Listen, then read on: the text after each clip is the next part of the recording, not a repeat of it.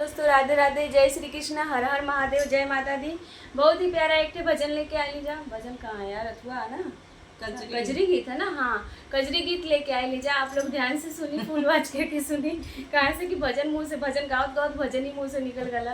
लेकिन अभी तो कजरी का समय चला था ना, एक खाती कजरी बहुत ही प्यारा कजरी है गाइस, बहुत ध्यान एक पति पत्नी के बीच का, जब पति परदेश चल जाते हो तो एक पत्नी अपने मन से पति के वियोग में का कहती, ध्यान से सुनी जा। आप लोग बताइए कैसा लगा था।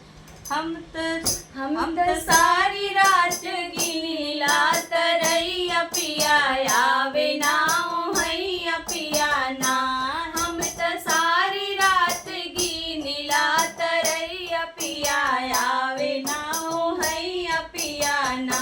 जब ले गईला विदेश नाही भेजला संदेश, जब ले गईला विदेश नाही भेजला संदेश। हम किस जिया पे आवेला रोइया पिया लागे ना हैया पिया ना।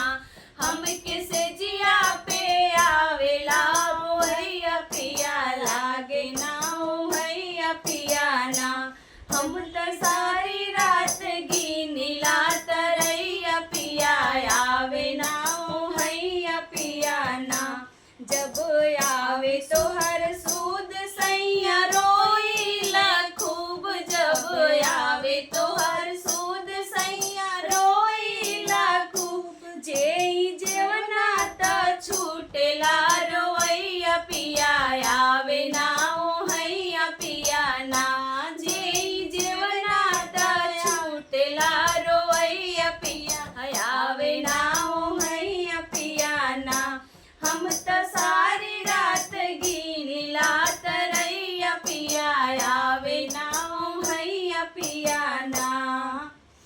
बहे पूर्वी बयार मन लागे ना हमार, बहे पूर्वी बयार मन लागे ना हमार। सास ननदी से होखेला लड़ैया पिया आवे ना हैया पिया ना। सास ननदी से होखेला लड़ैया पिया आवे ना हैया पिया ना। हम तो सारी रात गिनीला तरैया पिया आवे ना हैया पिया ना।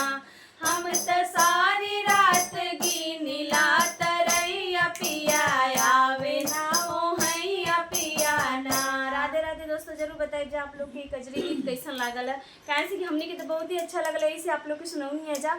आप लोग भी सुननी है और बताएं कि कमेंट में जरूर बताइए, जब बताए मत भूलिए जा। एक बात कहल चाहता नहीं कि फुल सपोर्ट जरूर करब लोग। काहे से कि फुल सपोर्ट नहीं की लोग करत, बिल्कुल सपोर्ट फुल तो का बोली बिल्कुल सपोर्ट नहीं के मिलत। तो आप लोग के सपोर्ट के हम दोनों बहन के बहुत जरूरत है। बहुत टाइम से मेहनत करते हैं जा, बहुत ही नोबल वीडियो बनावत, लेकिन हमन का वीडियो अभी तक अथवा ना भइल। लेकिन आप लोग तनी मेहनत करी, जैसे देखे ही के बाद देख के कमेंट करे के बा।